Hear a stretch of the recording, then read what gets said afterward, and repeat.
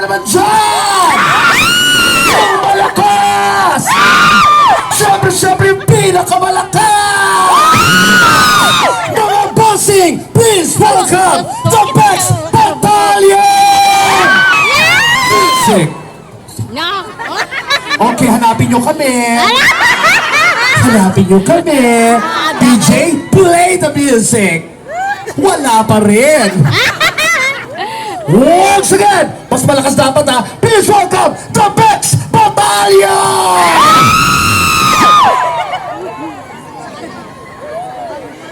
So wala pa rin.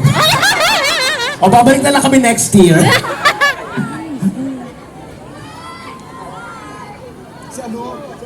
Abi! Ayan do. Aray, sorry. Okay, so wala. Hi! What's up, mga bossing? Tanghali po sa inyong lahat! Basta naman lahat!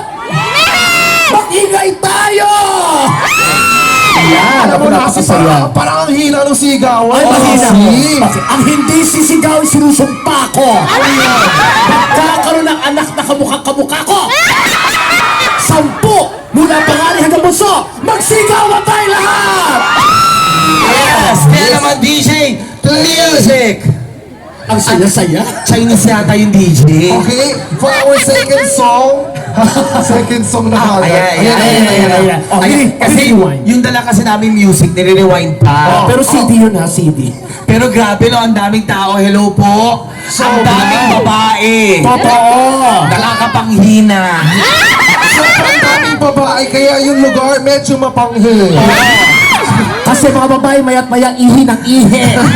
Sus ko itong mga babaeng to. Oo. Baka pero may ilan ding mga lalaki. May ilang mga lalaki, pero bakla din. Meron nga lalaki pero ayaw umamin. Ang hirap pa may humarap yun ng tunay na lalaki. Sa 10 lalaki pinapanganak, 7 ang bakla. Totoo yan. 3 na titirang lalaki na lang. Yung 3 confused pa. Paano gagawin natin to, di ba? Ano, bakla kami dahil babae, ang lungkot ng buhay namin. Pero maganda ba si Lassie ngayon? Ayan, oh. Siyempre, sasabihin nila maganda. Eto, ikaw ate, eto si ating nakabag. Nagagandahan ka ba kay Lassie? Ikaw ate. Oh! Magkalo ka ng anak. 5. Ganito lahat. Ano po? Okay lang na huwag magkaanak. Okay.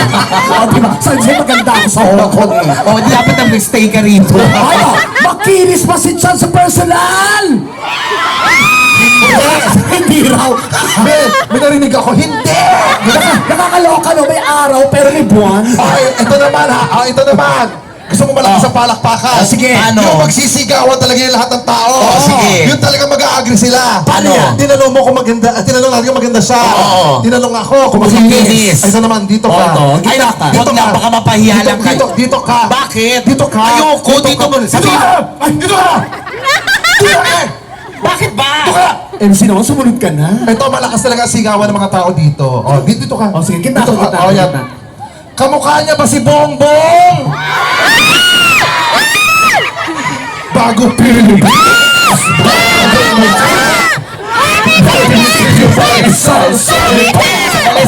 Sandali.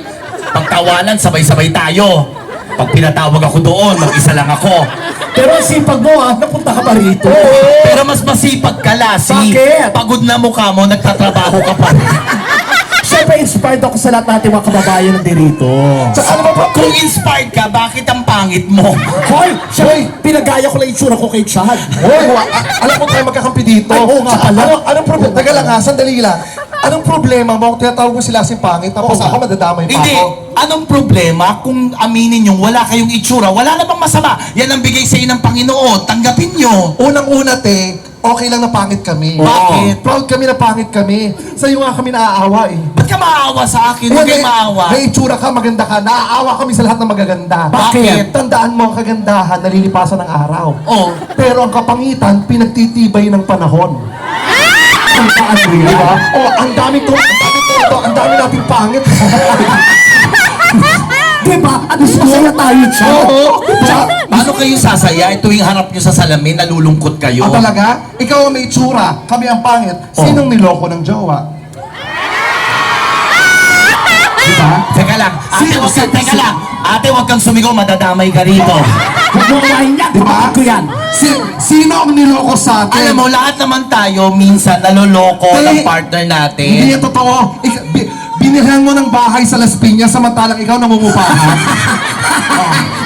Ay, teka lang. Ay, teka lang.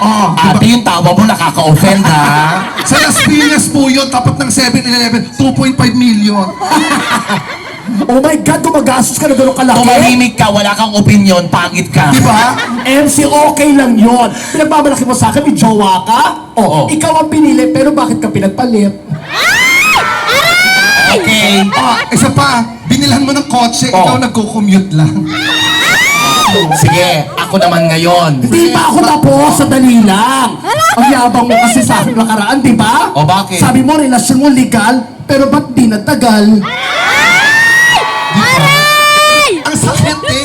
Tapos sabi mo matalino ka. Oo. Anong matalino? Hindi ka nga nabayaran. Bobo ka. Nasabi niyo na lahat ng baho ko. Ako naman ngayon. Ah, huwag mo na sabihin. Hindi, walang friend. Hindi. Hindi nga nagbigay ng van. Oh my God. Personal.